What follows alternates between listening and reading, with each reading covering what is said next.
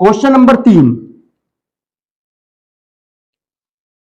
Question number 3 में क्या कहता है इसके कि 867 व 255 का एचसीएफ ज्ञात कीजिए। तो बड़ी वैल्यू कौन सी है इसमें? बड़ी वैल्यू हमारी 867, छोटी वैल्यू 255। तो यहां से हमें ए का मान मिल गया, ए की वैल्यू हमारी 867, बी हमारी क्या 255। और अब हम करेंगे इसे हल लिखकर, हल यूक्लिड विभाजन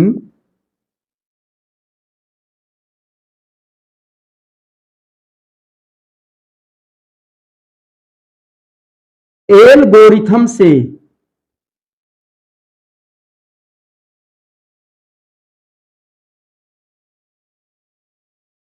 यूक्लिड विभाजन एल्गोरिथम से फॉर्मूला क्या है हमारा? अब तो याद ही हो गया, ए बराबर बी गुना क्यू प्लस आर। ए की वैल्यू 867 बराबर बी की वैल्यू 255। अब यहां पे जैसे बताया गया है उसके अनुसार करके देख लेंगे। 867 255 कितनी बार? 3 बार। 3 बार देख लेंगे। 3 पंजे 15, 3 पंजे 15 और 1 16, 3 दूनी 6 और 1 7, 765। इससे वैल्यू कम है, 4 बार चलाएंगे तो 4 बार में हमारी वैल्यू इससे बढ़ जाएगी, 867 से ज्यादा हो जाएगा, जो कि क्वेश्चन के मुताबिक सही नहीं है। आप जानते हो भाग का नियम, या तो कोई संख्या गुना करके बराबर आनी चाहिए या उससे कम आनी चाहिए। तो बराबर तो नहीं आ रही है, ज्यादा हो जाएगी, तो इससे कम ही हमें लेनी पड़ेगी। अब घटाते हैं, 7 में से 5 घटा के 2, ये यहां पे हमारा आ गया 0 और ये 1, ये आ गया हमारा शेष फल। तो कितनी बार चलाया हमने गुना, कितनी बार किया भागफल? 3 प्लस शेष फल 102। अब मैंने बताया है आपको, जो हमारा दूसरे पद में, दूसरे स्टेप में, ये पहला एक स्टेप पूरा हो गया और दूसरे स्टेप में हमारा जो भाजक होता है वो बन जाता है भाज्य और जो शेषफल होता है वो बन जाता है भाजक। तो देखते हैं 255 बराबर 102। अब कितनी बार चलेगा? 2 बार चलेगा। और प्लस में शेष कितना आएगा ये देखो करके, 2 दूनी 4, 0 2 एकम 2, 1 5, कितना आ गया 51। अब ये 51 आ गया। अब फिर से ये जो पद है हमारा, ये यहां पे आ जाएगा भाज्य के रूप में, जो हमारा पहले भाजक था। और ये प्रक्रिया तब तक दोहरानी है जब तक हमारे शून्य ना आ जाए शेषफल, और जो हमारा शेषफल होता है वो बन जाता है अब हमारा भाजक 51। तो 51 की कितनी बार गुणा करें, कितना पहाड़ा चलाए? देखो जरा, 102, 51 दूनी 102, शेषफल कितना आ गया 0, तो पूरा पूरा आ गया। तो कितनी बार पढ़ा हमने? 2 बार, और शेषफल आ गया 0। अब हमें आगे प्रक्रिया नहीं करनी, ना ही कर सकते हैं, क्योंकि हमारा आ गया है 0, हमारा आंसर यहीं पे प्राप्त हो गया है। तो आंसर कैसे बताया था कि तीसरे नंबर का हमारा आंसर होगा। यहां से काउंट करना शुरू करेंगे, 1 2 3। तो हम लिखेंगे यहां पर 867 व 255 का HCF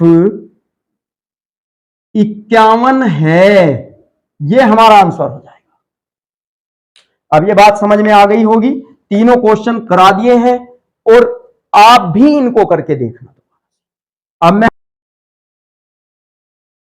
क्वेश्चन नंबर 2, दर्शाइए कि कोई भी धनात्मक विषम पूर्णांक, ये बात यहां पे हमें फोकस करने की है कि धनात्मक विषम पूर्णांक 6q+1 या 6q+3 या 6q+5 के रूप में होता है।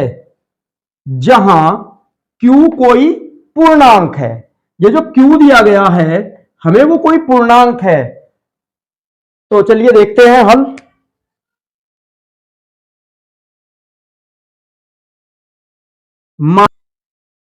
देखिए कोई भी धनात्मक विषम पूर्णांक, तो सबसे पहले यूक्लिड विभाजन परिमेय का इसमें प्रयोग हुआ है, तो उसी के माध्यम से इसे हल करेंगे। यूक्लिड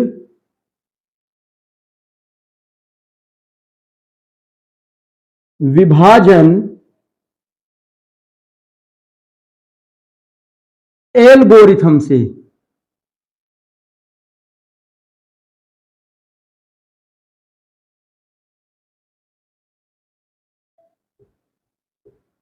यूक्लिड विभाजन एल्गोरिथम से a बराबर बी क्यू प्लस आर। अब देख के चलते हैं थोड़ा कि माना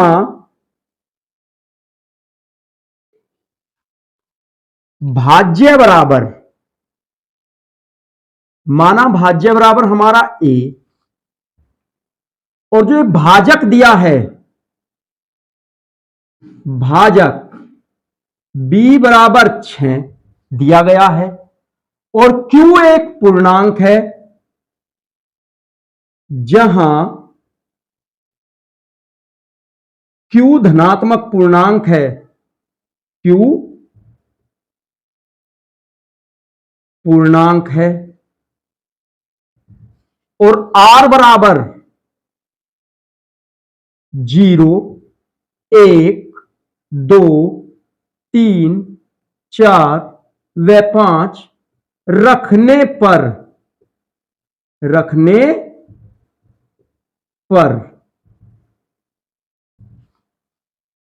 अब अपने इस समीकरण में r का मान पुटअप करते जाएंगे, r का मान रखते जाएंगे बारी बारी से।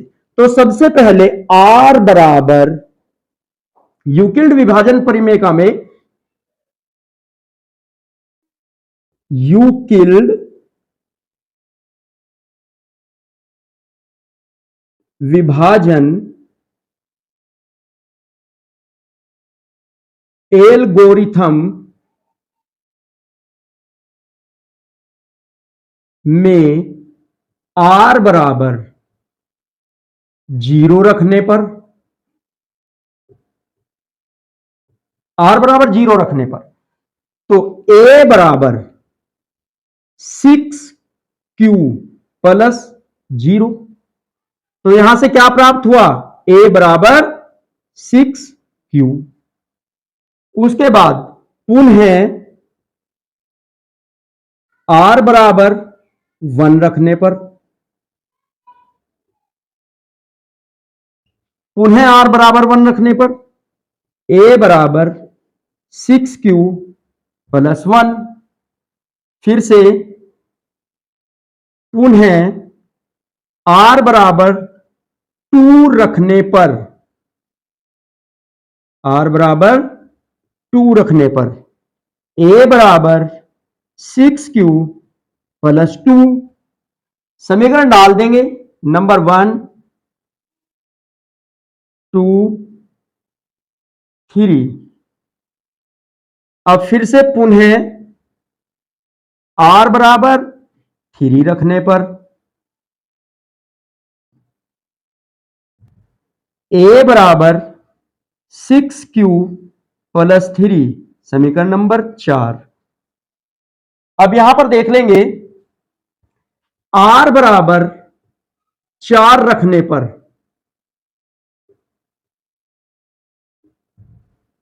a बराबर 6q प्लस 4, समीकरण नंबर 5। अब r बराबर 5 रखने पर a बराबर 6q प्लस 5, समीकरण नंबर 6। तो यहां पे आप देख रहे होंगे कि हमारा समीकरण नंबर 2, समीकरण नंबर 4 व समीकरण नंबर 6 से हमें यह पता लग रहा है कि कोई भी धनात्मक विषम पूर्णांक 6q + 1, ये देखें यहां पे 6q + 1 व 6q + 3 विषम पूर्णांक की बात की है। आप जानते हो हमारी विषम संख्याएं क्या होती है, 1, 3, 5, 7, इस प्रकार की विषम संख्याएं होती है। तो ये इस रूप में आ रहे हैं कि नहीं आ रहे हैं। फिर उसके बाद कहा है कि 6q + 5 के रूप में होता है। हां भाई, इसी के रूप में होता है। हम यहां पे लिख सकते हैं कि समीकरण नंबर 2 व समीकरण नंबर 4 व समीकरण नंबर 6 के अनुसार कोई भी धनात्मक विषम पूर्णांक, धनात्मक विषम, मैंने अभी बताया आपको विषम क्या होता है। विषम संख्याएं और सम संख्याएं आप जानते हो। सम संख्याएं आप जानते हो जो 2 से पूरी पूरी कट जाए वो हमारी सम संख्या होती है, ठीक है। और विषम संख्याएं 1, 3, 5, 7 इस प्रकार की हमारी विषम संख्याएं होती है। तो इसमें से विषम कौन कौन सी है, समीकरण नंबर 2 विषम है, समीकरण नंबर 4 विषम है और समीकरण नंबर 6 विषम है। तो हम यहां पर लिख सकते हैं कि अतः समीकरण नंबर 2 व 4 व समीकरण नंबर 6 से पता चलता है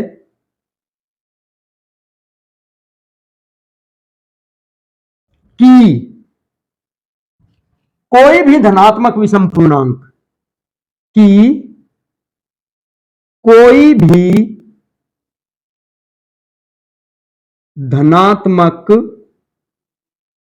विषम पूर्णांक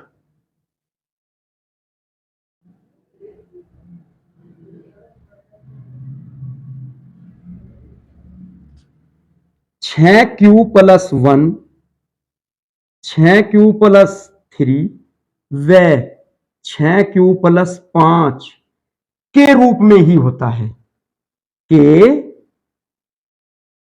रूप में होता है। यह हमारा आंसर आ गया। इस प्रकार आप एक बार फिर से देखिए जरा। उसने कहा है कि दर्शाइए कि कोई भी धनात्मक विषम पूर्णांक, धनात्मक विषम हमें धन में लेना है, धनात्मक विषम पूर्णांक 6q + 1 में 6q + 3 या 6q + 5 के रूप में होता है, जहां q कोई पूर्णांक है। तो हमने क्या, यूक्लिड विभाजन एल्गोरिथम से भाज्य a भाजक b = 6 इसने दिया है। यहां पर ये रूप दे दिया इसने, ये वाला 6q + 1 इस रूप में दे दिया। b की वैल्यू दे दी, यहां पे r की वैल्यू दे दी 1, 3, 5। हमें ये बताना के रूप में होता है, ये बताना है हमें। तो हमने कहा माना भाज्य a भाजक b = 6 और जहां q क्या है, एक पूर्णांक है। तो हमने यहां पे क्या किया, अपना जो हमारा शेषफल है हमारा r, इसकी वैल्यू हमने यहां पे रख ली कि r = 0 रखने पर, r = 1 रखने पर, r = 2, r = 3, 4, 5, अगर 9 तक होता तो 9 तक रख के दिखाते। तो इसने यहां पे हमें 5 तक कहा है, तो इसलिए हम 5 तक लेंगे। तो सबसे पहले हमने इसी में रख दिया, अपने यूक्लिड विभाजन एल्गोरिथम में r = 0, पहले 0 रख के देखा, इस प्रकार हमें यह प्राप्त हुआ। फिर हमने 1 रख के देखा तो हमें यह मान प्राप्त हो गया। फिर 2 रख के देखा, 3 रखा, 4 और 5, और इस प्रकार हमें इस क्वेश्चन का आंसर प्राप्त हुआ कि कोई भी धनात्मक विषम पूर्णांक 6q + 1, 6q + 3 व 6q + 5 के रूप में होता है।